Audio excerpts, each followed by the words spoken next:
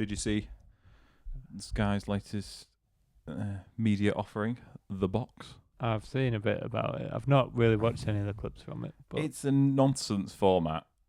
So they don't get to watch the game. They don't get to watch the game. They just get shown a couple of stills from the game. Yeah, they just get shown still frames throughout the 90 minutes and have to guess what they think's going on. Right. But there's no prize or anything for guessing what you think's going on. It's just funny that they'll probably get it wrong. Yeah, and they'll say, "Oh, Dallow's definitely been sent off for that," because they're showing them a still image of it. And then there's one where like Lamans is just like looking at the ball as it's going that way, and like, "Oh, it's definitely a pass across the goal. Bernardo's going to slide in and score. That's going to be 3-2 to City.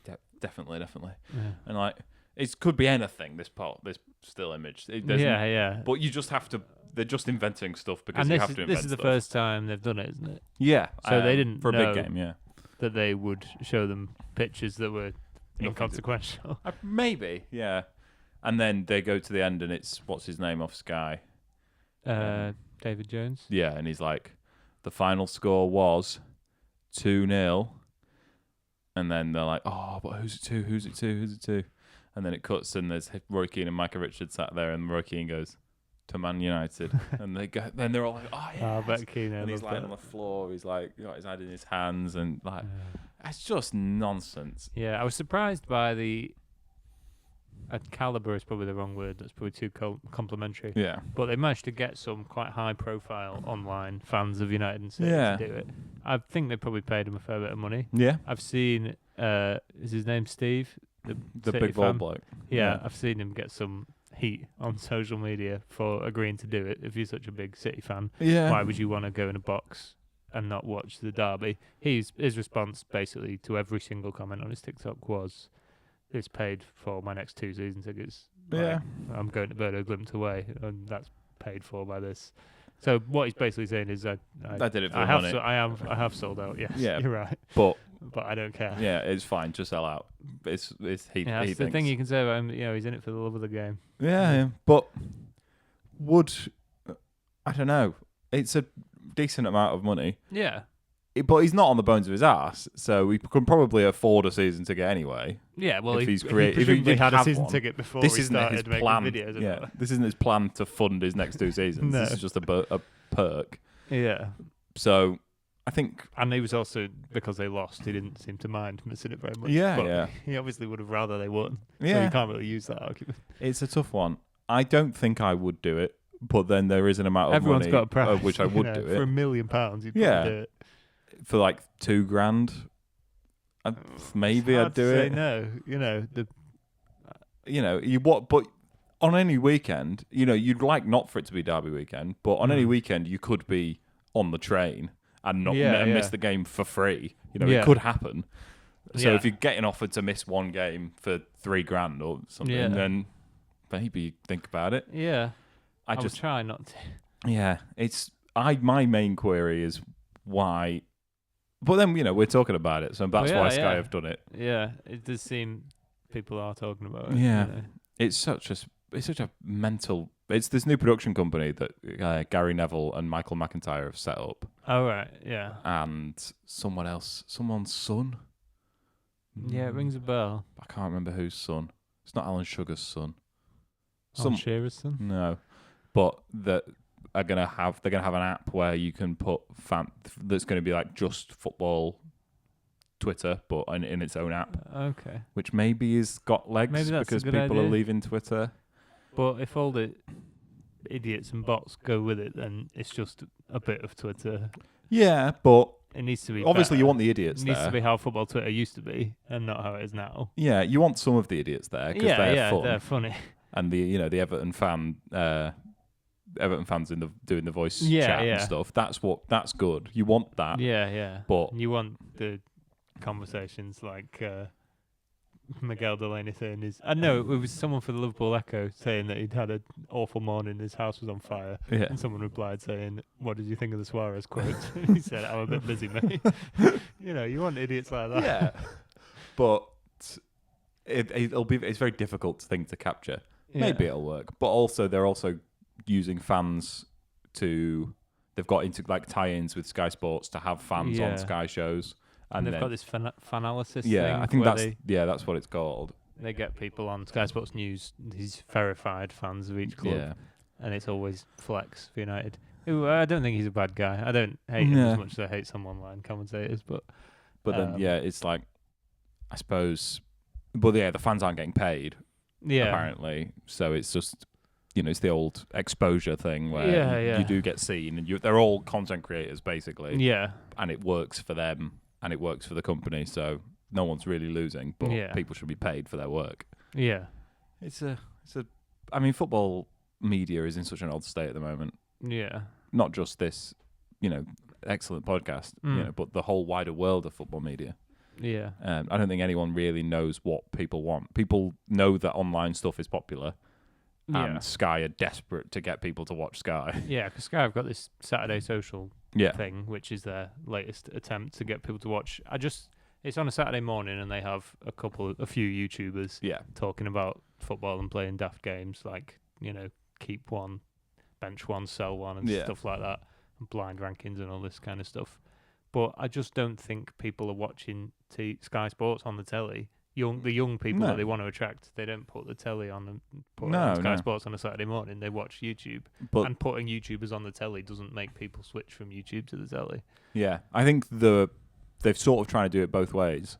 And I think what's working is treating the pundits that they have like YouTubers and having them on like the overlap and stick to football and stuff. Yeah, that's really popular. Much more popular, I imagine. I don't know the figures. I imagine it's much more popular than Saturday Social. Yeah, so that side of it is working. The side that isn't working is turning YouTubers into TV people. Yeah. But Sky have to try something. Yeah. You have to try and get people to watch Sky. You can't just give up. Yeah, lots of people pine for the days of Soccer AM. Yeah. And I think Soccer AM was good. It was a bit before my time, but it was very popular. They would have great guests on there and play great, entertaining games, and it was sort of football adjacent. But they left it on a long time, and people stopped watching it. Yeah, because people moved on. I don't know if that's the kind of thing people watch anymore on the telly or on Sky. Yeah, probably not. No one's doing it very well at the moment. I don't think the box is the answer. No, but they used to have the Sky Sports Fan Zone thing. Yeah. Which was quite entertaining, and people seemed to quite like it. Yeah. And then they brought that back very briefly about 10 years ago, and no one really watched it. Yeah. It was on YouTube rather than on the telly. And well, yeah. I don't know what the answer is. I suppose this podcast is the answer. Yeah. It'll fix football media. Yes. I think long form is what people want. And, clearly, as evidenced by our astronomical viewing figures. We are definitely. We found a gap in the market, I think. Yeah, certainly. There's just not enough people, specifically men, talking about Man United. No, but I think we try and bring a fresh energy. Yeah, yeah. Which hasn't really been evident in some of our episodes this season because we've been so depressed about the club. Yeah, yeah. But not this week. Today. No. On that note. Yeah.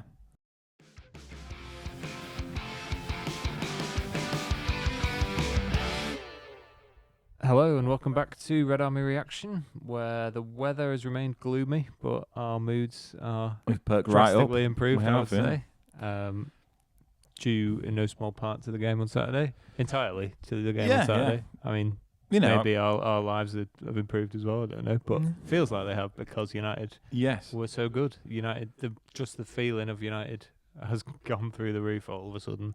It's you spoke last week. You said you were with some trepidation about the City game and the Arsenal game, and said we could easily ship 8 goals across these 2 games, and then we've got a very bleak 15-game run to the end of the season. Yeah, but I posited that on the other hand, if you win one of these games, it does so much for the team, for the mood. Like Old Trafford was absolutely rocking. It was more than it has been for a long time. Yeah, and that's what a big win can do for you. We haven't had a big home win like that in a while. I don't think Ruben had a single one. His best games were away at Anfield and away at City. Yeah. So a big home win like that. The only games we won well were sort of Everton and Leicester at home. And it can really move the needle in terms of how people feel about everything. Yeah, absolutely. It was a better performance than we've seen in any game for a long time, I would say. Well, yes. But that might be doing a disservice to Amorim. We had some good performances, but in terms of dominance of it. The fact that we played well for 90 minutes. Yeah, we grew into the game as well. Yeah. We got better as the game went on. The subs helped rather than, even Agate coming on, a lot of people thought, oh, well, we've had some control, but we might sacrifice that then. But Agate coming on didn't hamper us. No. Cunha coming on for Mbermo was a different sort of threat and worked in a different way and kept, positive changes. Not like throwing 5 attackers on to finish a game. Yeah. But, not settling for 1-0. Yeah. Really, the mood was really good. Yeah, and the only annoying part about the game is that it was only 2-0. Yeah. It could have very easily been 4, I would say. Yeah, I think someone put in a group chat you were in, my only sort of negative feeling about this, which, given where we were a week ago, we should be happy to come away with the only negative feeling being this might have been a missed opportunity to put down a historic scoreline. Yeah, absolutely. Because we've been on the end of so many historic scorelines for so many teams. Yeah, so many times City in the last few years have beaten us by 3 or 4. Yeah. When was our last... I wonder when our last game was that was our biggest result against that team, our best result against that team for a long time. Yeah. A win at Anfield was our first win at Anfield for ages. Yeah. But it was a late winner, It won't wasn't go down in history. No. Whereas the number of teams that beat us and it's their biggest ever win against us. Yeah, like Bournemouth winning 3-0 at Old Trafford. Yeah. It would have been very nice to have even a 3-0. Yeah. City don't lose 3-0. No, we don't beat City by 3 goals. I don't know the last time we did. Yeah, 3-0. I think 3 or 4, and it would have been an all-timer. But and I'm not saying if only we'd played better enough to win 4-0. We did play well enough to win 4-0. Absolutely. It was, City, for all their money spent, they had a slightly weakened back line. I don't think anyone would have said that Max Alleyne, who's been playing in the Championship all season, is a top level, second. No, it's out of necessity that he's playing. Yeah. But it wasn't like we exploited a weakness in their team and rode our luck. We were the better side, and we spotted the weakness in their team, and that's how we scored our goals. But City's attacking 6 was first choice. And and we completely, absolutely nullified them. Yeah, and then they brought on another 3 top quality attackers in the second half, and nothing changed. Yeah. And it's a testament to the work that's been done in the last 3 days, seemingly, and a testament to the players as well, that I think it's as comprehensive a victory in terms of performance as I can remember seeing Old Trafford for a long time in a big game like that. Yeah, we didn't do that under Amorim, and Ten Hag's first season we did really well in the big games at home. Yeah, and then it was downhill from there. And even when we beat Liverpool in the FA Cup under Ten Hag, that was nothing like this. That was a ding dong that went both ways constantly back and forth. The City game in Ten Hag's first season. At home, we won 2-1. 2-1. Oh, yeah. Close game, it was a close game. It was a great performance. Yeah. So I think in terms of number of games, big games, that Ten Hag season was really good. But none of those performances were... We sort of went toe-to-toe with a lot of teams. But I can't remember the last time we outclassed a big side like this. No. It's been a good while. And City looked... At home as well. City looked like... And I'm going to... they haven't been amazing the last few weeks. Yeah. They've not won in 4, but City looked average. They were really distinctly bad. average. Worse, even though you can view them over the whole season and say they've been poor at times. But that was worse than they ever are. Yeah. They never play that badly. Even last season, they lost quite a few games. But generally, they created more than that. They looked more like scoring than they did on Saturday. And I don't really know what's happened to them. Obviously, they play a lot of games. Yeah. They've had a tough game in midweek away at Newcastle, which they won. But the squad that they have, they can play 2 games a week. Yeah, absolutely. And not have to play like that at Old Trafford. But just from minute 1, like when Maguire hit the crossbar from the corner. Yeah, I don't know when that was, but it was very early on. In the first 5 minutes. Yeah, and nothing changed from that point. Even at half time, City made 3 subs or 2 subs. 2 subs at half time. Brought on Cherky. Brought off Max Alleyne. Yeah. Having a tough game. And nothing changed for them. No matter what they did, they couldn't get into the game. They brought... Yeah, Pep, didn't have the answers. And he is the man of answers. And he had resources. Again, I'm not talking about, because we kept exploiting their weaknesses at the back. Yeah. But they had plenty of the ball, as was seen in the stats, and they weren't able to find an answer to, it wasn't even, like a performance we've had against City under Ollie, where we rode our luck and there was lots of blocked shots and lots of saves from the keeper.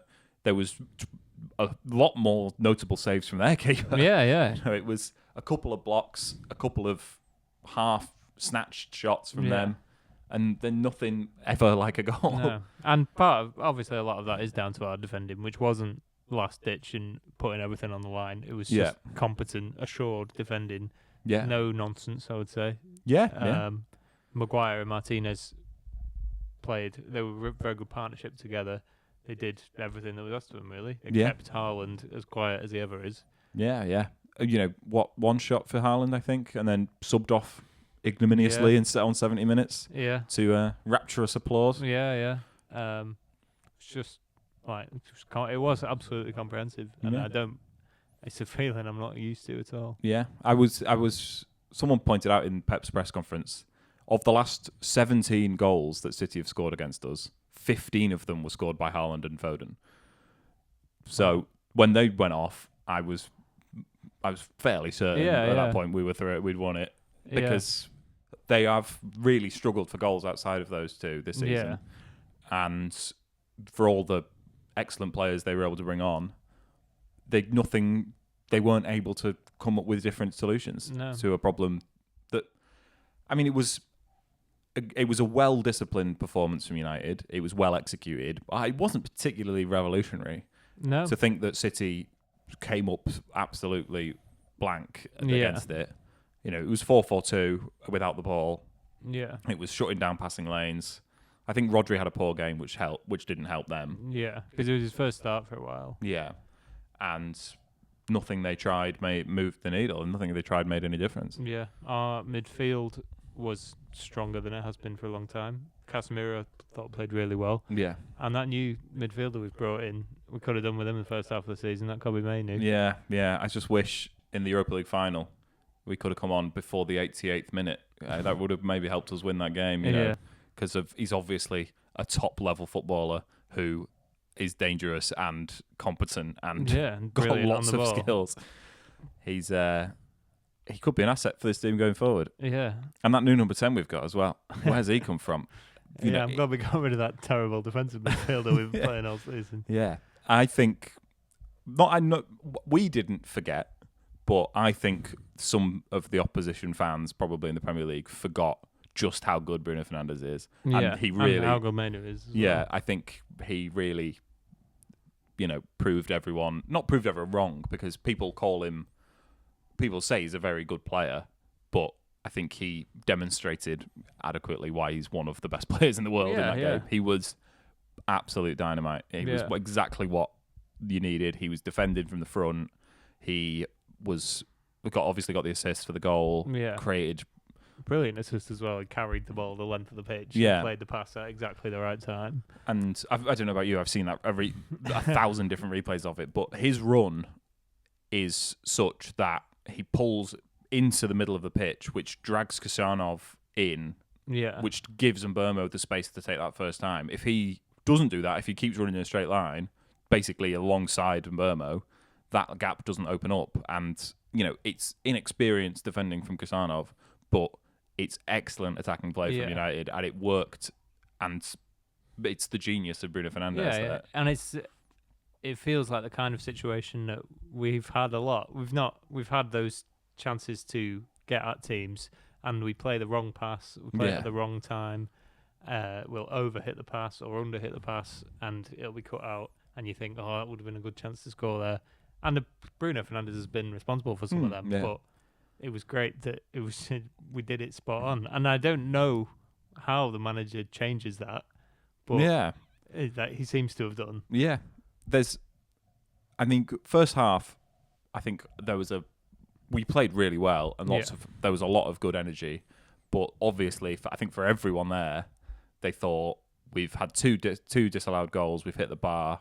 City aren't going to be that bad in the second half. Yeah, there was that great chance for Casemiro on the rebound, and Burma at the back post as well, which Donnarumma saved. Yeah, there was a couple where if they hadn't been, the Casemiro one was in the second half. No, it wasn't. It was. It wasn't. Ahmad had a shot and then Casemiro went for the rebound. I think that was in the second half. Yeah, it was down the other end. The Burma one at the back post was in the second half as well. Ignore me, I'm talking nonsense. But there were good chances. There was the sort of a misplaced back pass that I can't believe Donnarumma got to first. It looked like I think Burma was just a little bit on his heels. Really good chances in the first half that we didn't take. Yeah. And I think a lot of people were probably thinking it's going to be one of those days. Yeah. City aren't going to be as bad. They're going to come out. They're going to have chances. Chances of their own. We've wasted our best opportunity to win this, and it just never happened. Yeah. They weren't able to go into the game. We got better in the second half, which never happened. No, when we play, we've had plenty of games that we've started well, created chances, not scored them. We don't get better from that point. We invariably get worse and let the other team back into the game. And in games like this where, but that's the thing that helped was if you're hanging on without the ball for the first half, it gets to 50, 60 minutes, they're making attacking changes. You do lose energy, and it is really hard to sustain that for 90 minutes. But we weren't hanging on. No. The defenders, most of the time, the ball wasn't getting to our defenders. It was getting cut out before that, and we were able to shield them from a lot of that pressure, and therefore they weren't constantly run ragged. Everyone was doing their job in front of them, and it was such a well-organised performance that it wasn't it wasn't last-ditch low-block defending. It was defending as a unit, and it was. I can't say that the number of chances we had, it was a defensive performance. Because I think it was a performance without a lot of the ball, but it wasn't a defensive performance in any means. Yeah, and there's been most of the wins we've had in big games in the last we always say since Fergie retired, so I'll go with that, have been that sort of defensive, backs to the wall, hit them on the counter, and that's been the way that we've been able to beat big sides. But I don't think this was that. No, even though they had more of the ball, this was.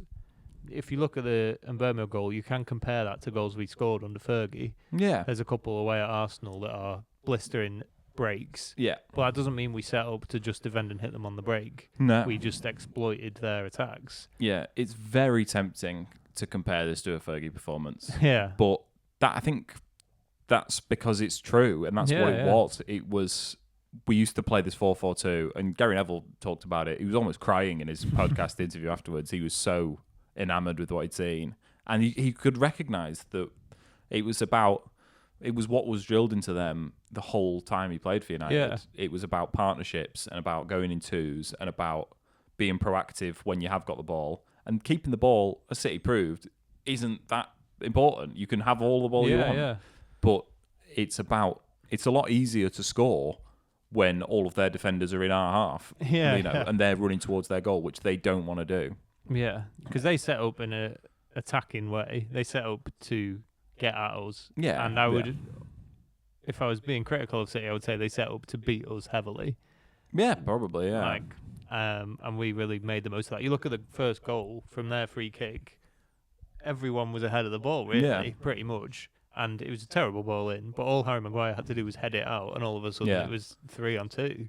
And someone said of that, it's like it's so scriptable and coachable, this moment, because what he does is he heads it straight back at Cherki. Yeah. And if you can get to that first and get it past Cherki, it's game over. Yeah. Because Rodri's got into the box, and obviously the front five have all got into the box. Yeah. Cherki's there taking it. They've got the fullbacks, Rico Lewis was back, but Nico O'Reilly, he's tall, he's in the box. If you can get that past that man who's 40 yards from your goal, you've got the whole run of the pitch. He's no defender, Cherki. He's not Rodri. If that's Rodri there, he'll take the foul. Yeah. But Cherki sort of shies away from Mbeumo, and Mbeumo, brilliant flick to sort of flick it off to Bruno, and it's game over. And a good thing that we've had this season is it fell to Bryan Mbeumo, who is just reliable from those positions. Yeah. He just is. Much more so than other players we've had. We knew exactly the player we were signing, and he's been exactly that player, which is a reliable goal scorer in the Premier League. I think one thing they did really well in the summer is knowing when to try and beat the market and knowing when to just try and play the market. Yeah. And, centre forward, you want a centre forward who's going to be of United quality. You're going to pay a fortune. You're going to pay 100 million. Even if you can even get one. Yeah. So you can't necessarily just sign a ready-made centre forward because it's just too expensive. And the forward market isn't in a great place at the minute. It's prohibitively expensive. Goalkeeper, you can spend a lot of money on a goalkeeper, but it's not. There aren't amazing candidates. So you can try and beat the market there and get a younger talent for a cheaper fee. But if you want a goal-scoring forward who can play in multiple positions, there were several examples in the Premier League. Just go and get one or two, and we tried a third as well with Semenyo. Yeah, it's not. You don't always have to beat the market. You can just improve, especially when a team of United's quality last season. There were clear areas where just getting someone half decent is a massive upgrade, and it was. And that's something that's been true. Even when we've had Amorim and we've not been playing well. And Burmo's been a good sign the whole season. Yeah, and he took it really well. And he had missed a couple of chances in the first half, I think, like the one we spoke about. He'd missed a chance by that point where the cross came over and a great save from Donnarumma. But there was nobody thinking, you can't pass to him, he's gonna mess it up again. He's having a terrible game. He's having a poor game. Given the ball in those positions, he will reliably score. Yeah. And it was such a good moment in Old Trafford. Yeah, great finish. And it's the kind of blistering attack that is what United are made of, Yeah. And it was great to see. I don't want to get swept up in the, hype around playing like you were saying about Gary Neville. That's how we used to play. Yeah. And it's sort of some of the we saw with Solskjaer as well. He was a lot of his messaging around the club was about how it used to be in his day, and this is what this club's made of. Yeah. And it can be a bad thing to always hark back to that. Yeah. But it was really good. Yeah. It was really enjoyable. Really good. And Carrick has come in on the proviso that he is not getting a permanent job. Yeah. It's one of the reasons he got the job over Solskjaer was apparently that Solskjaer saw it as more of a long-term project. That, yeah. But if he were to win every game between now and the end of the season, but I think people would be happy with him if he won every single game. I think that includes going to the Emirates and winning, Liverpool coming to Old Trafford and winning, going to Chelsea and winning, going to Newcastle and winning, and we would finish in the top four comfortably. Probably finish third, at least. Yeah. Then I think most people would say, we've got to give them the job. Well, I mean, that's a 17-game winning run. Yeah, that's probably record-breaking in the Premier League. No, City went 19, I think. Okay. Or when they won 100 points. It'd be right up there. So yeah, I know you're not saying that's a likely possibility, but you're putting down cones. Yeah. If he were to lose every game, he wouldn't get the permanent job. Where is the turning point? What does he have to do to get the permanent job? Is it just winning every game? Because then, he couldn't have possibly done any better, so we have to. I think the bar is probably higher than it should be because of the Solskjaer situation. Yeah. They're going certainly higher than it was for Ole. Yeah, and Ole did very well. He didn't get Champions League from a not exactly identical situation, but the parameters are within similar. in the margins. So he didn't get Champions League. He won 12 games, maybe 15 games. He won. So I think... And he won turned around the Champions League knockout tie, beat PSG away and got to the quarterfinals. And that emotionally did a lot of the work. Yeah. So I think the bar is probably higher for Carrick than it should be. I do think it's probably still like 13 wins. Yeah. Maybe. It's very high. I think it is probably third place as well. I think fifth. I think the fifth is the minimum we should expect for the rest of the season. Fifth is likely to be Champions League. We don't know for a fact, but it's likely to be. With the amount of English teams that are in Europe, they would have to do very badly to not be one of the top two. Yeah, but I think if he could finish third in the league and have some more, because he's already got big flagship wins in there, then I think they would be tempted to offer him the job. Yeah. And they clearly like him. He's not got the CV of a Manchester United manager, but he's got some things. He's got some things on his CV. He's been a professional manager before. Yeah. He had 2 good seasons at Middlesbrough before the sort of, I think it's also the team around him as well. I think credit needs to go there. Yeah. The people they've brought in seem to have a purpose, and perhaps maybe Johnny Evans is a bit of a just to help sort of bridge the gap between the players and the manager. Yeah. But he clearly likes Jonathan Woodgate, and they've worked well together in the past. Yeah. Some United fans have been mentioning his Leeds connections. Yeah, I think it is. But some people will always balk at the fact that we've got a City CEO and a Leeds director of football. But our best ever, one of our best ever players came from Leeds.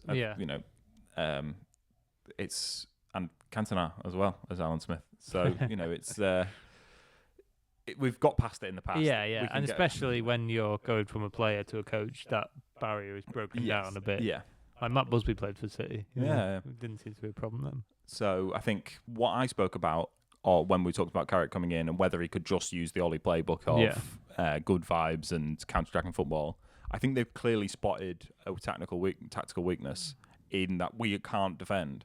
And so they've got someone in who has that defensive organisation in Steve Holland who can coach that into them. And we saw that, I'm not sure how much of it was Carrick spoke a lot about the amount of information you can give to a player before a game. And they only had 3 days. So they're not drilling them massively. They're empowering them and platforming them is the sort of zeitgeisty term at the moment. Yeah. But they did look more organised. They looked committed in their defending, and they looked like, and it's a back four. It's not inherently better or worse than a back five, but Maguire knows how to play it, and the fullbacks know how to play it, and they know where they're supposed to be, and the midfield too, and the two wide midfielders know where they're supposed to be in this system. It's a very simple system to get your head around. So I think they've shown so far, it's been 3 days, but they've shown probably a slightly higher level. It's too early to say, but it doesn't feel like the sort of lack of technical sophistication that that sort of characterised the Ollie era. Yeah. It feels like they're being a bit more pragmatic, a bit more problem-solving, focused and identifying issues, and a bit more sophisticated than last time, I think. Yeah. Which could be a sign that it's not going to hit the same ceiling that Ollie's program did. So are you backing him to get the permanent job? If he wins 15 games. Yeah. Do you think they've sort of compromised on the... obviously, United fans, a lot of them were very against the mooted idea of Southgate. Yeah. I think they've, by getting Southgate's assistant manager with a face of someone who played for United, it's the acceptable United face legend. of Southgate. Yeah, is that sort of the best of both worlds for them, or is that just they've let Carrick get a coach and he's gone for Steve Holland and he's said yes?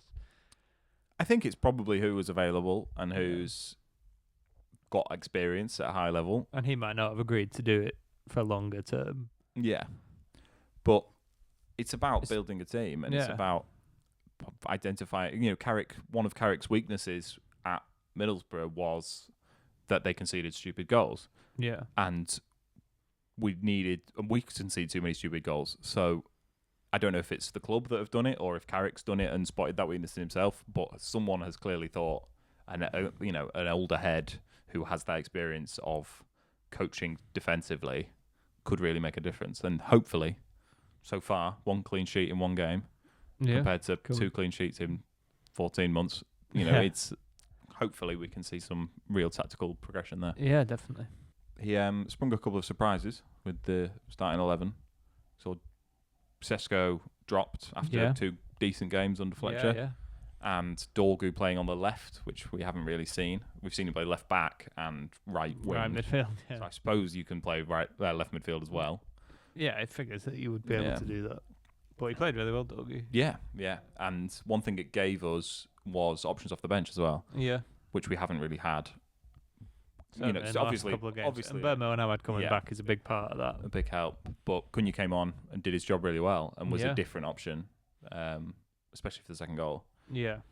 I thought we really needed the second goal, and I'm glad it came so quite quickly after the first as well. Yeah. Because you don't want to settle things down, Yeah. You don't want to get to the point where you're considering whether to keep going for the second goal or to settle for 1-0 and try and hold on to that. So going and getting that second goal was very important, and not to keep bringing him up, but it's the kind of thing Ruben Amorim didn't do. We didn't get that second goal under Amorim. You look at Wolves, West Ham this season. Yeah, it's easy to do, but it's not what we've been used to the last year. Yeah. So it was really refreshing to see, and we didn't stop at 2. Yeah. I think credit to Dorgu as well. He isn't a natural at that, playing at that position. Yeah. But the left wing back in the previous system compared to a left midfielder in this system with Luke Shaw playing left back, it's not a huge amount of difference. And we had seen him do that sort of box crashing thing a few times. Newcastle scored a great goal. And he has already been growing into the team in the last few games, Dorgu. Yeah. That's not just since Carrick's come in. And against in the first half, there was that great ball from Bruno that Mbeumo left, and Dorgu had a shot. It was good, well saved. But we've seen a bit more attacking impetus from him, and he's a really strong athlete. He's a little raw, I think, and a little unfinished, but he took his goal really well, and he's a really aggressive movement from him as well. Rico Lewis had no idea he was there. Quite naive from Rico Lewis, but he really exploited it well. Yeah, and a great finish as well. Similar, well, not a similar goal to the one against Newcastle, but that I think he also scored against Scotland for Denmark. Yeah. They were all very different finishes, but very accomplished finishes. Yeah. Which makes you think, what's he been doing for United this whole time? Yeah. He's not had a lot of chances, but he's not looked technically brilliant. No. But in recent weeks, that seems to have stepped up a bit. He seems to have learned how to cross as well. It's like he put in a great ball for Tesco against Burnley. Yeah. So there's clearly a player there. There's been times, certainly, where he's been questioned of why have we signed him. Yeah. He looks really poor, not up to the level. But he certainly is up to the level at the minute. And it looks like he could go on to a great career. Yeah. Which is the player we signed. Yeah, and I think he's probably not the left winger you want against a settled defence, against a sort of sat-in back four, because I'd like to say technically he is a bit wayward occasionally, and you probably want someone a bit more who has a bit more ingenuity. But in a game like this, and there's enough of these games this season, and enough games get to this stage, get to a sort of where you're playing slightly more counter-attackingly. Yeah. That there's absolutely a place in the squad for a forward who can play in that position and play in that role, and he played it really well. He's such an athlete, and he's so dogged. Like he wins so many ground duels. Like he gets fouled a lot, and that's very helpful when you're playing on the counter as well. Sometimes I do think he lets himself get fouled rather than trying to run off with it. Which I think Cunha can be guilty of at times as well. Yeah. But then also we've seen a bit of naivety from him where he's not bought a foul when he might have been, he might have been fouled, but he's not gone down. So again, that's sort of being a bit raw and a bit naive, and he's still a very young player who's got not that much first team experience. So I was really impressed with him in that game, and he took his goal really well on his left foot into the other side of the goal. It was a difficult finish. Yeah, it was in off the post, which is one of 3 times we hit the woodwork in the game. Your luck would determine that surely one of them's going to go in off the post. It was, if that had not gone in as well, we really would have. Then it could have got nervy at the end with us being 1-0 up. You never know, but it was great that it was he really managed to finish it off. And the mood went from, please God, I hope we can win this, to genuine belief we're probably going to win this. I said, with maybe 5 minutes to go, I said, I don't want to speak too early, but City have been really average. Yeah. And at no point... You could have said that after 5 minutes. It wouldn't have been speaking too early. At no point did it... I kept thinking, right, we're going to have to battle a bit now. Yeah, City are going to come throw everything at us. And then they took Haaland off, and I was like, oh, well, I don't really see... I'm not too afraid of any of these players. Yeah. Foden had already gone off. Cherki is a dangerous player, but... Who had previously said in the summer he couldn't wait for the derby so he could kill United. Yeah. But... didn't work out in this time for him. but it never came, and the onslaught never came, and we kept getting chances on the break. Yeah. It would have been very nice to take another. Yeah. Well, we did take another. Yes. Mason Mount's goal, cruelly disallowed. Yeah. I don't read into. I mean, this has happened, so I can't rule it out, and I don't want to be a, teacher's pet with the referees. I don't know if they've used the wrong City player, which some people seem to think they have. Yeah. I think it probably was the right Correct. call, but it's just very unfortunate. It's so close, and we've spoken at length about VAR and this podcast. Have we? And we've spoken. I think less than most podcasts. We've spoken numerous times about VAR Yeah. and whether or not it can ever get to a point where the majority of fans are happy with it. Yeah. But the length of the delay, and then the minutiae of the decision, and how fine a decision it is for a decision that really didn't matter in the grand scheme of the game, is what frustrates people, I think. And that's one of many examples of goals that without VAR, no one would have said that's offside. No one would have said you can't. That would have been disallowed if they had. Yeah. And even then, not even in the moment, even in the analysis afterwards, it's not one where they go, City have been robbed of this goal here because well, now we've got a chance to look back at it. It's clearly wrong. Yeah, they would have said he's level. So it's a perfectly good goal. They're the sort of decisions that people hold up as, what's the point of this? Yeah. It would have been very nice, like as we said earlier, to get a notable scoreline. I think a 2-0 win and the nature of the performance is more than enough. We're very happy with it. Yeah, we're very happy with it. And it would have been lovely for Mason Mount to get a goal. Yeah. He's a player that lots of fans really like and want to see do well. He's a likeable player. And he came on at, 91 minutes or something. And I thought, well, he's not... Obviously, he's an attacking player. He's not going to have a chance to do much here. And then 30 seconds later, he'd scored. Yeah. Which would have been, probably not a record breaker, but it would have been up there with the quickest, impacts coming on his first touch. But it was a shame. And especially... If it was miles offside, that would have been a shame, given that it was given on the pitch. But when it's like that, you do question VAR, whether they needed to bother. Yeah. And also I think from a fan perspective, because being in the ground, it was materially almost identical to if it had been a goal. We still celebrated in full the whole time. Yeah. It wasn't cut short of celebrations. It was like at the end of the game that. If they'd just left it at 3-0 and then a week later had said... Yeah. All the players went 2-0. back to the centre circle. The announcer said who scored. And then 30 seconds... Well, not 30 seconds. That'd be nice. A couple of minutes later, it went back to 2-0. Not the end of the world. No. But it does annoy me. It does annoy me. Yeah. A top day out. I think the 4 of us went for the first time in a long time. Yeah. Thanks to a couple of tickets coming in at the last minute. So... It was just a great day. Yeah. And just many more like it. Yeah. While we're on VAR, there is something else that might make people question VAR in the game. About 10 minutes in. Yeah. Diogo Dalot was probably fortunate not to get a red. Yeah. I think it's one of them, like you said last week about the goal that was given against City, where there is a way that it's not a red card. Yeah.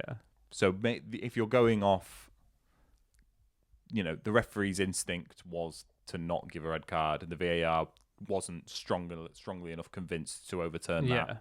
I don't think either of those are objectively incorrect decisions. Yeah. Perhaps a fairer decision would have been a red card. Yeah. I think he is slightly fortunate. The reason the Premier League have given is that it was a glancing contact. It wasn't excessive force. Yeah. And they've also pointed to the fact that it looks worse in slow motion, which the Premier League are very against. Yeah. Just basing it on the slow motion. It does look worse in slow motion. It looks much worse in still frame. Yeah. In real time, there's not a lengthy contact. No. But he doesn't... I don't think glancing is the right word. He does... And he's lucky, really, that he didn't do more damage to Doku. His foot is high. His foot is at knee level. He is out of control. Yeah. And I would generally, I think, they should be given as red cards. And it would have been a red card in the Champions League, apparently. Yeah, probably. Where the bar is slightly lower. Yeah, I think the fact that Doku didn't require treatment is probably gone in Dalot's favour there. Because if he does connect with meaningful force, then there's probably a really serious injury. Yeah. So the fact that Doku didn't have treatment and just played on, it supports the argument that it wasn't excessive contact. Yeah, substantial contact. But like I say, if they'd sent him off, I don't think anyone would have had any arguments. No, I don't know if they'll come out, because they always review these things and say which ones were errors. Yeah, and there's a different level of that was the wrong decision, but the VAR was right not to overturn it. Yeah. To this should have been given as a red card. I think probably they'll stick with their guns and say that the reasoning was right to not overturn it. Yeah. And there is precedent for that kind of challenge not being given as a red card. But I think City are right to be slightly annoyed about it, but also not to blame the defeat on that. Yeah. It could have been a very different game if we'd gone down to 10 men after 10 minutes. Yes. But taking that aside, they didn't turn up. They deserved to lose handily. Yeah, absolutely. It is sort of making excuses. And Pep, to be fair to him, he didn't really make that excuse. He came out and said, United were better. And I think probably for the first time in his career at City, we were the better side. I can't remember another one where Pep can't come out and say, United played this way and exploited us, our weakness, and we couldn't we couldn't break through. Yeah. It was genuinely a dominant performance. We beat them by playing better than them. Yeah, yeah. And Pep was very sort of magnanimous about that. Yeah. It's been an odd week for ex-United players in general. We've talked about it a bit before, the sort of media landscape and ex-United players who don't shut up about United and don't seem to like United. Yeah, this week's definitely supported that. Yeah, I sort of laid down the gauntlet last week for them to rally and try and bring some positive attitude to the club, and they have taken that and run in the complete opposite direction. It's like they weren't listening. I know. What are we even doing these for? Other than Gary Neville, who spoke to Carrick before the game, spoke very glowingly about the performance after the game. Yeah. He said he was genuinely quite enamoured by the whole thing, I think. Yeah. The other three morons, Keane, Button, Scholes. Yeah. So we'll start with Button, Scholes, who this was misattributed to Paul Scholes in a few places, but it was Nicky Butt who said they were talking generally about Martinez versus Haaland on They were saying, we'll need De Ligt back because Haaland versus Martinez. I don't fancy Martinez against Haaland. And Nicky Butt said Haaland could pick Martinez up and run with him. Yeah. Basically. And then Scholes joined in and was like, oh yeah, and then after they score, throw him in the goal, which I don't think he got the metaphor. I don't think he got the image that Butt was going for. Yeah. But it's not what you want to hear from your club legends talking about your current players. And obviously, it's a joke. Yeah. And it's supposed to be a humorous podcast. I mean, they've got the brains of the operation is Paddy McGuinness, so it's clearly supposed to be a humorous endeavour. Yeah. But it's not. It's a bit... It's a bit demeaning. Really. It is, yeah. It's not true as well. Haaland and Martinez have played each other 6 times and Haaland has scored once. Yeah. Now, including yesterday's game. Yeah. And Saturday's game. It's not true. Because, yes, it's big man versus little man, but it's not like 2004 where they're lumping it long to him and putting loads of crosses in. They're trying to pass it into feet. And someone. Yeah, their feet are at the same height. Martinez can deal with him at that level. If they were going long and it was a matter of pace or a matter of physicality all the time, then you would have a bit of an issue. But it's not how Haaland plays. It's not how City plays. It's very. If he was competing for headers against him all the time, then I could see him. You might say he might struggle there. Yeah, but he's such an intelligent defender, Martinez, and I thought he came out and he was fine with it afterwards. Yeah. And he said, it does help that he's had a really good game and we've won. Yeah. That he can. He come has, out. Been in the firing line at times at United. He's had poor games. Yeah, but I don't think it ever warrants that from legends of the club. And just while we're on them too, I've seen a couple of clips on social media. They are so boring. Where it's these games that people do on TikTok, this or that or whatever. There was, who do you think yes or no to these potential United managers, and it would be Unai Emery, no. Eddie Howe, yes. Thomas Tuchel, potentially. Yeah, I'll go potentially as well. Who is that for? And for this time, it was United or City all-time 11. Oh yeah, Edison or Schmeichel. Pete. No, Gary Neville or Kyle Walker. Pff, come on, Gary. Yeah, definitely wow, Gary. amazing that. Yeah. This is going to be a United team. Dennis Irwin or Joao Cancelo. God, come on. That's got to be Dennis. Great. What's the point of this? Who is this for? Thank God they've got Paddy McGuinness on there because imagine how dry it would be if it was just them two. Scholes was always quite media shy as a player. Yeah. And he didn't really court the limelight. He was quite a simplistic, not to patronise him, but he didn't court that sort of thing at all. Yeah, he was happy to stay away from the media when he was earning money for something he was good at. But now it's his main source of income. You've got to play up to it, and he's not going to be. Yeah, he's not going to be. Gary Neville and Jamie Carragher have got a good. They can talk about the game in a way that people find interesting. Scholes doesn't have that really. No, I don't think Butt has that. Nicky Butt is much more interesting to listen to, I think, than Paul Scholes. There are things he does have insight about. Yeah, but I think he's it depends who you listen to, but apparently he fancied himself for the director of football role. Oh, right, because he was head of the academy. He was head of the academy and fancied himself to move higher up, and they basically cleared house. So maybe he's a little sour grapes about the club at the moment. But the other really helpful exchange was Michael Carrick's wife, who when Keane. So apparently, if you dig back through the archives, Keane criticised Michael Carrick for when we lost to Olympiacos in the Champions League. Yeah, Carrick did a post-match interview, and Keane basically said he was like, that interview was as flat as United's performance. And then Michael Carrick's wife tweeted, being like, Keane needs to shut up and leave him alone. Yeah, he always opens his mouth to say something negative or something. Yeah, that was 12 years ago. Keane is not the most. A lot of water's gone under the bridge by then. I know Keane is the ultimate grudge holder. To hold a grudge. You think it's not the most helpful of things in the world? Yeah, he said if Carrick's not up to it, then I'm sure his wife will have a go. Yeah, she's always got plenty to say, and she'll probably be doing the team talks or something. It's like, come on, man. I know you are desperate to criticise Man United at all times, and he's had a go at Johnny Evans as well, saying what's he done to deserve this. Yeah. You don't need to bring his wife into it. No, I know. It's so grow up, demeaning. Like, there's a clip. I can't remember who Roy Keane is saying he's a big baby. Yeah, but to bring that up, that's completely irrelevant. It is babyish. It is. Yeah. Apparently, Sky had planned for the pre-match interview to be done by Dave Jones and the team in the studio, which included Roy Keane, and United said we're not doing it, and got Gary Neville to interview him instead.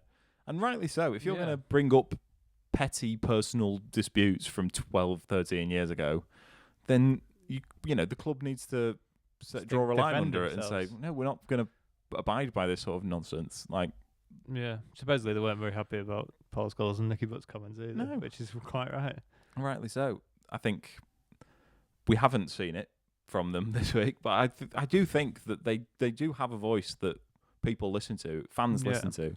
I don't think it's a good dividing line for them to try and pick a fight with Lisandro Martinez, who is a fan favourite player. The fans really like him. I mean, they're both fan favourite players as well. I know, but their issue is, I don't think there's now the manager's changed. There isn't really an outstanding candidate for abuse at United. There's not really that lightning rod. Maybe it's Johnny Evans, who's not got any experience, or Jonathan Woodgate, who's a Leeds player, or Dallo, who's probably our worst starter. But there's nobody in there who you're like, who is an obvious. How is he in the team? Yeah. Keane also seemed to complain about the fact that we've appointed Michael Carrick to the end of the season. Just generally said, well, if no one's available, make someone available. If someone says If, you don't imagine when you're trying to buy a player, the team says, yeah, go on, you can have him. Yeah. You pay the money and you get them. And then he said, they did that last season with Amorim. And no one seemed to point out, well, yeah, that didn't went really work, yeah. So maybe it's better to get someone who wants to come at that time. Yeah, and you don't think that the power dynamic between signing an 18... The example I gave was Wayne Rooney. Yeah. The power dynamic between attracting an 18-year-old Wayne Rooney to the club then, in 2004, to... From a struggling Everton side. Yeah, to attracting the manager of PSG now. Yeah. I think the balance is slightly tilted in the other way, and the managers that we want could go to many different clubs or stay where they are. A lot of them. There's not, like we said, there's nobody who's not in a job who's who would step into that role straight away. So they're probably all going to keep their options open, and we are part of the pack at the moment. Yeah. We're not. There's lots of teams looking for managers. We are Man United, but if you're a manager who's got a career to think about, it's not the same as signing players when Roy Keane was at United. Yeah. Even signing players isn't the same as signing players, but signing managers, they hold a lot of power, managers. Yeah. They're able to negotiate from a position of strength. He's not been in the game a long time. I do think, part of me thinks for Keane, he thinks he should be on the sort of list of managers who gets this job. Yeah. The job that Carrick's got, or even the job that Johnny Evans has got. He thinks he should be in that club, and he distinctly isn't. Yeah. But he was an assistant manager at Ireland and Aston Villa. Yeah. But not in the last 10 years. Yeah. And he hasn't been the first team manager of a club for 15 years, I think. Yeah. So that's why. Michael Carrick managed in the Championship last season. Solskjaer was a manager when we appointed him. Yeah. That's the reason. And in terms of coaching roles, I think there is a certain type of thing you have to say and have to do and have to act like in order to get considered for those sort of jobs. You have to play the game. You've got to play the game. You've got to suck up to the right people. And he's not willing to do it. And that's fine if you're not willing to do it. But you can't then be bitter that you've been overlooked. Yeah. But he did get a chant yesterday. He always does when Haaland plays. Haaland, yeah. It was a bit of Haaland, how's your dad? Yeah. And, I mean, in terms of pettiness, that from United, that is... We don't like that. We're chanting that because that player's dad was injured by one of our players a long time ago. But there is a myth that Roy Keane ended his career with that tackle, which is not true. He played a week later for Norway and retired the season after because of an injury to the other knee. Yeah. But, I'd say that just in case anyone listening isn't aware that is a complete myth. Yes. Never let the truth get in the way of a good story. That's what they say. I saw someone debunking that, and also they're saying that the Dennis Law relegating United is a myth as well, because all the results meant we would have gone down anyway, and we still played another game the week. We had another game to play, and we lost that as well. That is a myth as well. Yeah, but it is. I think I've never looked this up, but in my head, he invented not celebrating against your old club in that moment. Dennis Law. Yeah, I think it probably. I mean, I don't know how much players celebrated. They sort of did that thing where they sort of jump up and down on the spot. Yeah, but it was notable even in the 60s that, 70s, that Dennis Law didn't celebrate that goal. Yeah, because he used to play for United. Yeah, I do think I'm reading a lot of football histories at the moment, and it's weird to me because I sort of consider, and this is quite sort of Premier League biased of me. There's the period where I followed football, which is, actively followed football is sort of 2008, 2006 maybe, to today, 20 years. Then there's the period before that, which is history, which is from like the 90s. And then there's prehistory, which is all of football before that. Right. That was sort of my mindset in terms of just how I conceptualize things. But 1992 is when football was invented. But I find it so fascinating because obviously everything in football was invented at some point. Yeah. And there's a lot of talk of a lot of things said about Herbert Chapman, who was a big manager, managed Arsenal, who invented like team talks and invented formations and like the idea of thinking about how to win a game and stuff like that. He's like, he watched his players playing chess. And then after the game, they would talk about where they'd made mistakes in the game of chess. Thought, why don't we do that about football? It's like, how do you mean they did this for like This was like 30 years in. Yeah, that 30 years after the foundation of the league, 60 years after they started playing football, and no one had thought to sort of review how they'd done. And my favourite one is the Brazil World Cup one, where the photographer, he was holding the trophy, the Brazil captain. I think it's maybe the 1954 World Cup. Right. It was holding and no one could get a good photo. So one of the photographers shouted to hold the trophy above his head, and they invented lifting the trophy above your head in that moment, because before that wasn't a thing. Yeah. You don't do that with anything else. Yeah, like when they get the man of the match trophy or anything, they just hold it like that. Yeah, when you get an Oscar, you don't lift it up like that. Yeah. But this one photographer was like, I can't see the trophy, lift it up a bit. And he lifted it up, and the history was you made. can't imagine them getting the Champions League trophy and just holding it there. Yeah. That would just be bizarre. Yeah, I find that sort of thing really fascinating. Yeah. Well, Rooney said that he thinks playing on the PSP was a big part of their success, because they would all talk to each other a lot, and it would really help with their communication on the coach and stuff. Yeah. Wow. I mean, that's a modern day equivalent. Of the chess. Huddersfield Town playing chess. Yeah. Wow. I mean, I don't think Rooney's much of a chess player. No, but FIFA on the PSP, if it's anything like FIFA on the DS or the Game Boy, must have been lousy. Yeah, you need communication there. Yeah, you gotta, it's not you've got 4 pixels to work with, so you really got to pay attention. Yeah. Arsenal on Sunday. Big one. Yeah. Different challenge. Yeah, slightly. It's still, because I've seen people say that we've played one way against City. We won't be able to play that way against teams who don't want the ball. Yeah. Arsenal do want the ball, less so than City. Yeah. But there should be plenty of things we can take from that into the Arsenal game. Yeah, definitely. They're I think they'll be. I'm not going to say Arteta's better than Pep, but I think he's less dogmatic. I think they will adapt better. Yeah. I think they're a more complete team than City are at the moment. Yeah, I think City are in transition. Yeah, so I think it'll be tougher, especially away. Old Trafford was buoyant and probably helped quite a lot energy-wise. But there's no reason for United to be massively fearful going into this game. Like, you look at their result on Saturday, they drew with Nottingham Forest 0-0. Yeah. They had another game against Everton where they won 1-0 with a penalty. Yeah. If you look at the game at Old Trafford, they won 1-0 because our keeper punched it into his own net. Yes. Teams are capable of keeping them out. Yeah. Really. They're a good defensive very defensive good team. Defensive side. But we've got quality attackers. We've been able to score in most of our games this season. Teams have struggled to keep us out. Yeah. The issue is we've struggled to keep teams out. Yeah. And hopefully we can see some of that resilience that we saw against City. Yeah. Yeah, they're obviously a good side, and they probably will win the league, but I'm a lot more confident than I was before we played City. Yeah. You look at them 2 games as a pair, and you think, well, we're probably going to lose both of them because they're both really good. Now we've beaten one of them. There's no reason why we can't beat the other. Yeah, absolutely. It's away, obviously, and Arsenal are better than City currently, but it's nice to believe that we could win the game. Yeah. We don't really know how good we could be currently. So, Yeah, I think there's again, I'm not going to get too optimistic. I'm not going to count my chickens, but this sort of game is probably easier to drill in the short term than a game where we have loads of the ball. Yeah.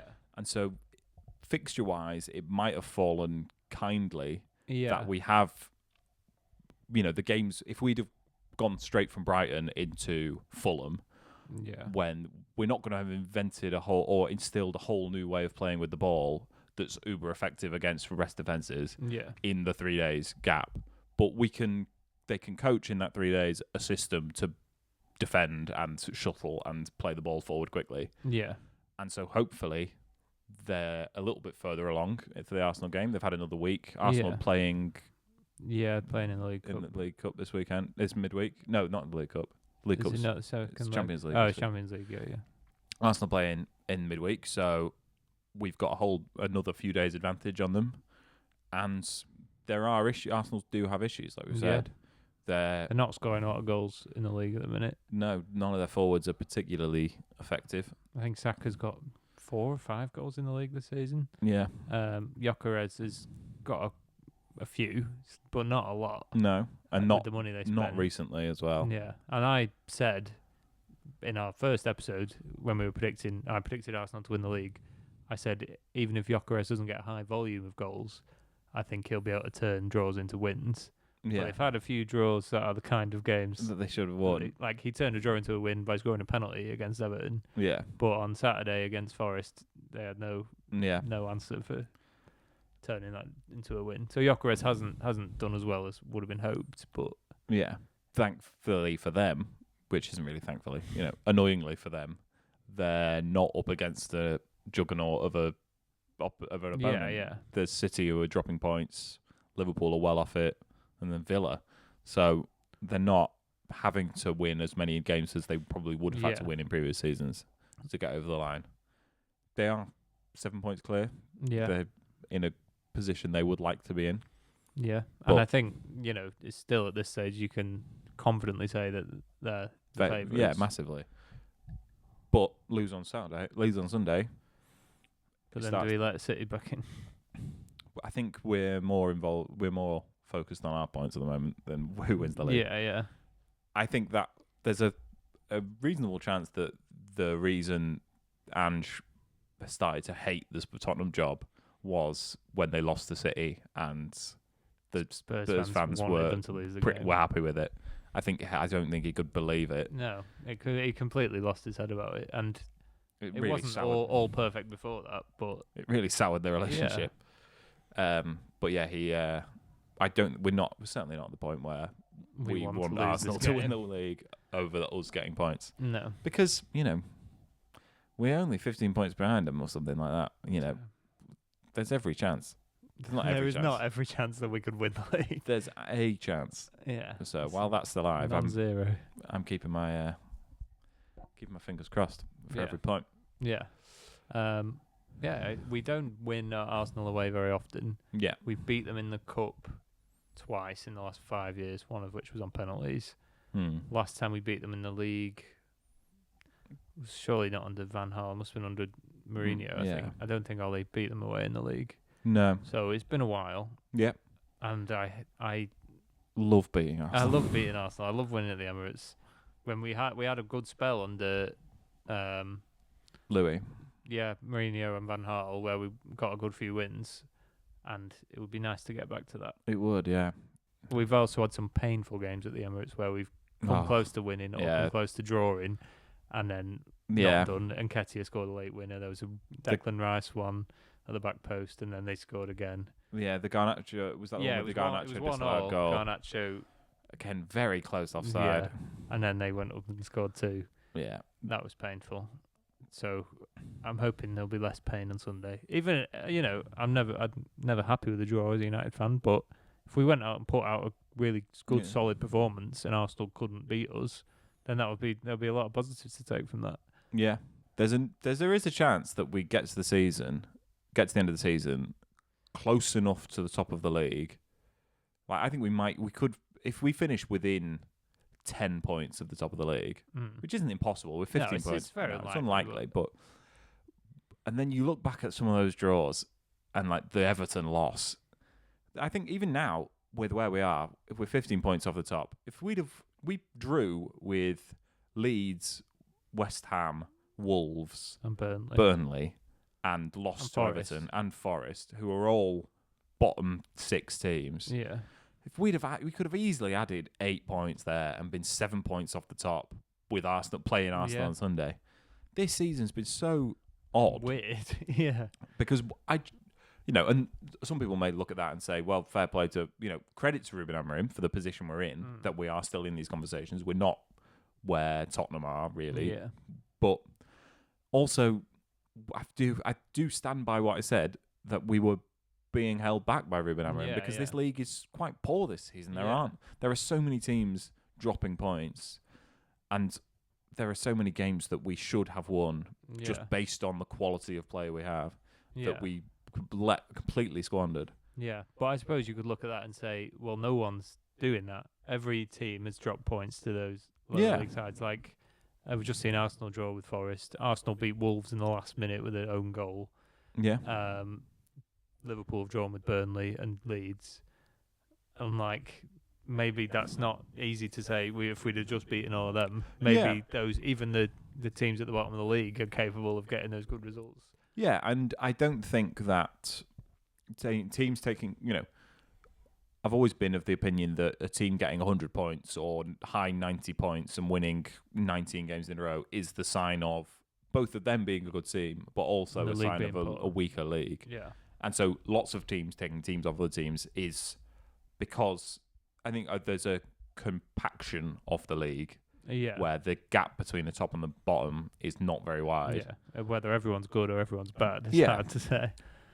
It's financially the league is very. It basically outweighs every other league. So the big teams at the bottom are still able to amass quality players. Like the team who finishes bottom in the Premier League gets more TV revenue than the team who finishes top of the Bundesliga. Yeah. So there is, there's a market where every team in the league have very good players, and so I'm not saying we definitely should have won those games, but it wouldn't have taken a miracle to have 5 or 10 more points than we currently do, which would have made the complexion of this run-in very, very different indeed. But then Amorim would probably still be here. Yeah, true. And I'm still. But then would Amorim be a better manager? Well, in that world, I don't know.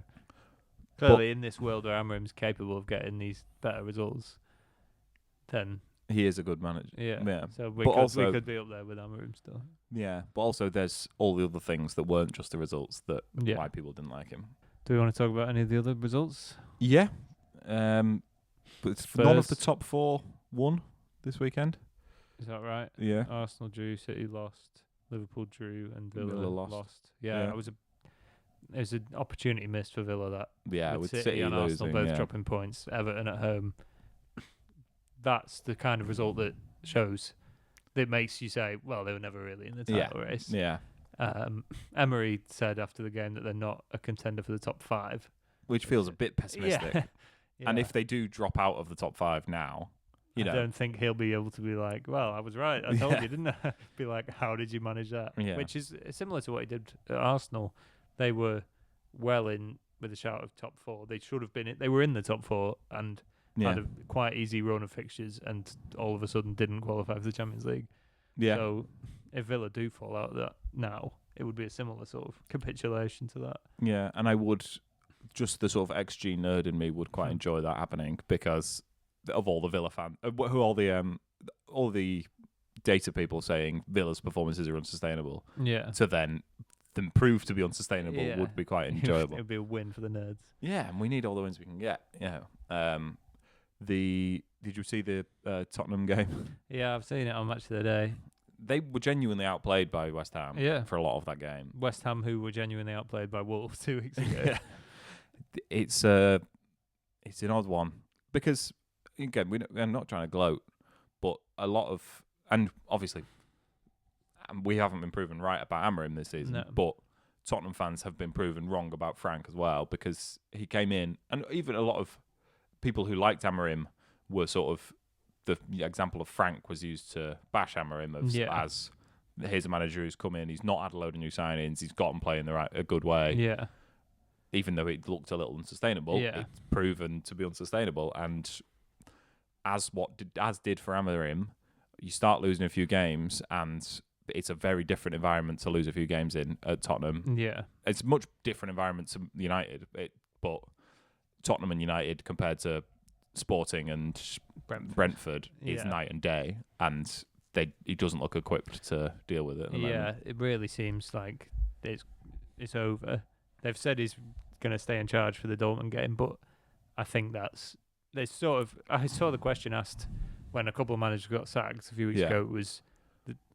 It's always they've been sacked with immediate effect, and people were asking, do managers ever get sacked without immediate effect? I think by saying Thomas Frank will lead the team for this game, they're basically sacking him after the game. Yeah. But then you leave yourself open a little bit because what if they win 12-0 or something? Yeah. Well, nothing will be set in stone until after the game. So, and also, I think they're probably quite confident of that not happening. Yeah. But they are really, really bad. They are no better than they were under Postecoglou. Really, they're slightly higher in the league, but that could change over the course of the season. They're not winning games. Spurs fans seem more miserable than they were under Postecoglou. Yeah. Probably because it's come after the Postecoglou thing, and the Postecoglou tenure ended with a trophy, a European trophy, which Spurs haven't won for a long time.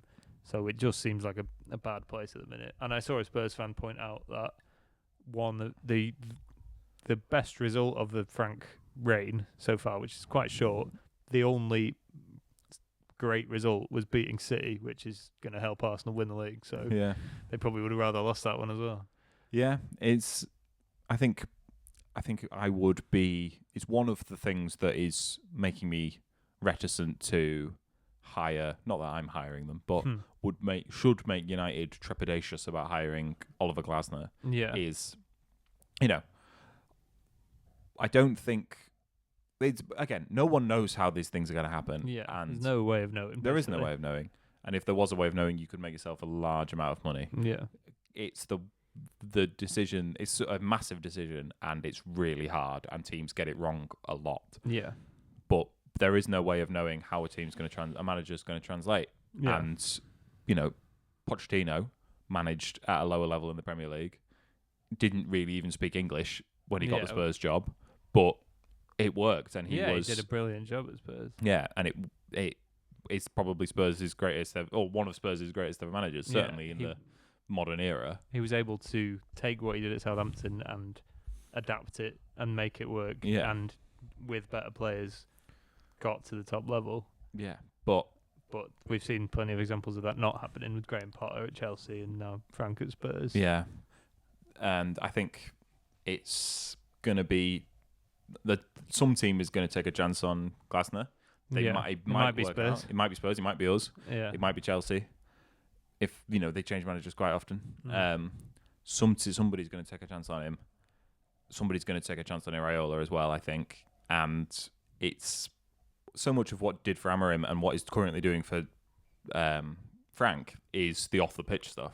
Yeah. And that's the stuff that you can't really translate. Yeah. You can say how would it play the Brentford system with Tottenham's players, but how would Frank handle a press conference with twice as many people where every word he says is on the back of the paper rather than the Brentford manager? Yeah. It's... And a stadium with twice as many fans who expect to play a certain way and are used to playing in the Champions League. And if you lose a match at Brentford, then there's a much less of a reaction. Yeah. You're not not having to defend yourself as vehemently after every loss. Yeah, that's the sort of stuff, and that's it's like a changing a promotion in a job, a normal job. You might be able to do the job, the actual day-to-day bit, but if you've got 10 times as many meetings or 10 times, you're dealing with 10 times as many people, it's really difficult to know how you can as your ability. And that's why I think there is something to be said for not sort of nepo hire, but someone like Carrick coming in because you already know them and you already know what the pressure of being at Man United is like. Yeah. You are already proven that you are equipped to deal with that. Yeah. It's obviously different pressure being a manager to being one of the players. But it's not going to be a surprise to you the size of Man United. No. And he was shouldn't be captain to as well. anyone, but it has been. Yeah, it has overawed people in the past, and it's currently doing for Frank. Yeah. And if the size of Spurs overwhelms him, then I know, imagine if we did hire him. We interviewed him. Yeah, and maybe they should get credit for not giving him the job. It clearly has been proven to be the correct decision. The other two decisions they made at the same time to not favour Amorim and to not sack Ten Hag have been not vindicated. But I think it'll be. That's why it's such a tough thing to do, hiring managers, and no one's figured out the formula for it yet. And lots of teams are getting it wrong at the minute, more so than ever. Yeah, and I'm increasingly of the opinion, not just because Richard Keys said it, but I'm increasingly of the opinion that City are going to have to do it in the summer. I think. Yeah. He said Guardiola will be gone by the end of the week. So. Yeah, I'm not of that opinion, but I think signing Semenyo and Gay in January is the move of a team that really wants to win the league this season. Yeah. I think they're not willing to because they are in transition, but I don't think they're willing to write this season off as transition. Yeah. Glasner really seemed to lose his head. Yeah, a bit. bad weekend for Palace. Yeah, after losing to Macclesfield last weekend, for then your captain to be leaving and your manager on the same weekend is not ideal. But I believe he's cleared things up with the owners today, and he will be staying until the end of the season, I think. But that's he's on thin ice really. Yeah, and they're in awful form as well. Yeah, it's what has happened to a couple of teams. Flying high, and then it all comes undone a little bit. Yeah, and I do wonder if Glasner, I wonder what benefit can come from announcing now that you're leaving in the summer. Yeah. If you announce this manager's coming in the summer, that might excite people. Yeah. But it doesn't help the team. Is it going to help anyone to say Glasner's leaving in the summer? It might help Glasner because he puts himself on the radar for big jobs going. Act quicker, but it didn't go very well when Pellegrini announced he was leaving City at the end of the season. No, they nearly lost top four. Yeah, Klopp. I think for that they wanted a sort of farewell season for Klopp. Yeah, they loved him so much, and it was, we've got to do this one last time for Jurgen. What a great manager he's been, and then it didn't happen. And it's very different. Klopp at Liverpool, it's different to Glasner. It's different, but he did win a trophy at Crystal Palace. Yes, he is the. But even just in terms of length of time, he's not been there 7 years. Yeah, true. We haven't seen a tenure we don't see very many tenures like that. 7 years is a long time to be at a club. Everything. Yeah, it's not quite the same. But yeah, I think he is probably Palace's greatest ever manager. Yeah, he's their only manager to win a trophy. Yeah, I think he fancies himself for playing European football every season, and that's not what Palace is going to be. Yeah, and not selling your best players, which Palace have to do. Yeah, I don't think you can really blame Palace for selling Gay now or selling Eze.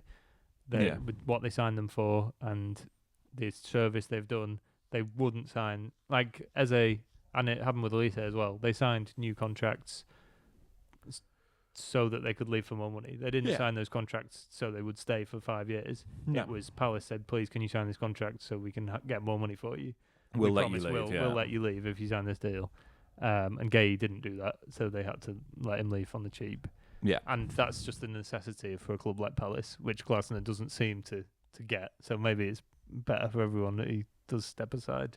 Yeah, but then there's also the belief, there's also the fact that maybe Palace could have done this differently and had a more sustainable, because I think what really does is selling your best players and not having that pipeline. And no one keeps that pipeline for a long time. No one has done it. Brighton are probably the best in that they have been able to sustain being in the Premier League. Yeah. But they've not been able to sustain finishing the top 8. They've not been able to get any better, really. Yeah.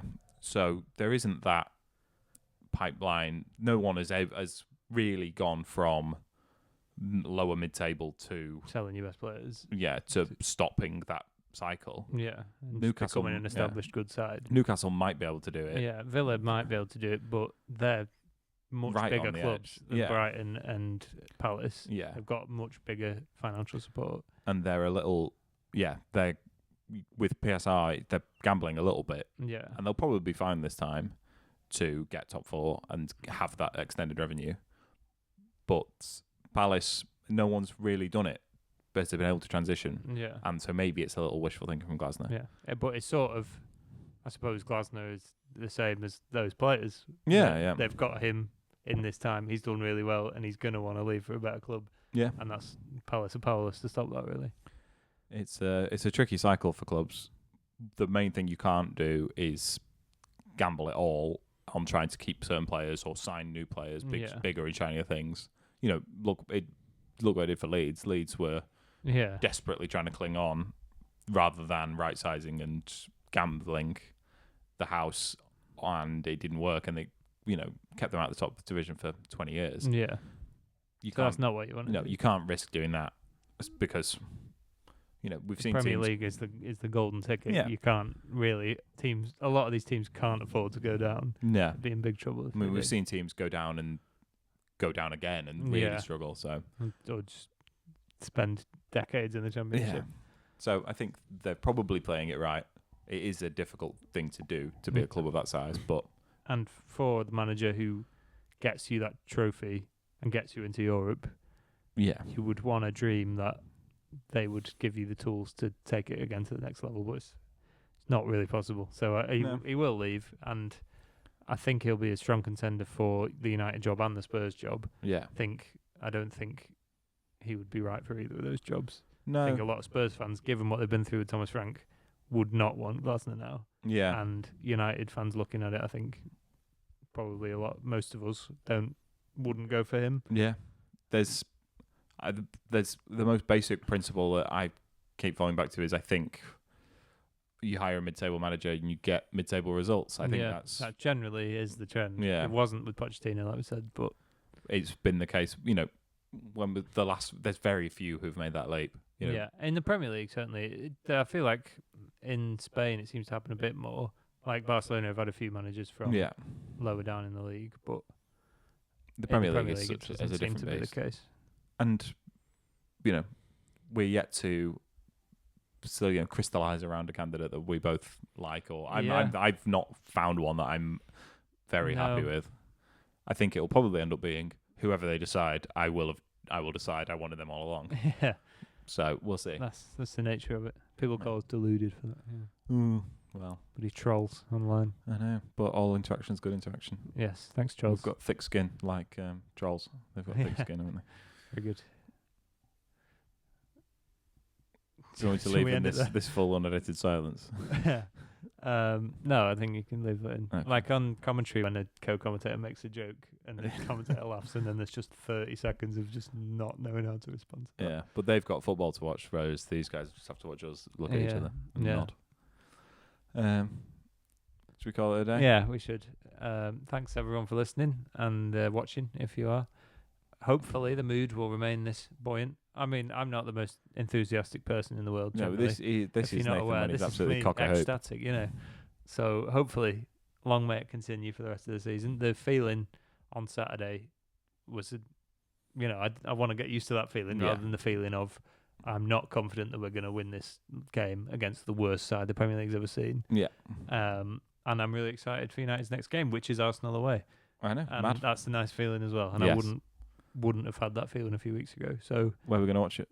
I'll be away for the weekend. I don't know if I'll be back in time. Fair enough. I'll watch it here. Right. That's fine by me. Yeah. So yeah. Well, we'll both watch it, I think. Yes. Well, I don't know where I'll be, but I'll follow it. Yeah. So thanks everyone for listening. Yeah. We'll be back next week, and hopefully the good times can continue. Yes. Under Michael Carrick. And I've rambled on a bit here. I do this every week. Make sure you leave a comment. Yes. If you're watching on the YouTube. Yes. Give it a like. Yeah. Subscribe and all that. Yeah. Look out for social media clips. There wasn't one last week. There should have been. Yeah. But I'll get back on it this week, I promise. Yeah. I believe you. Yeah. Thousands wouldn't. Yes. Yeah. So yeah. I can't say thanks for listening again. No. This has gone on far too long. So goodbye. We'll see you out there.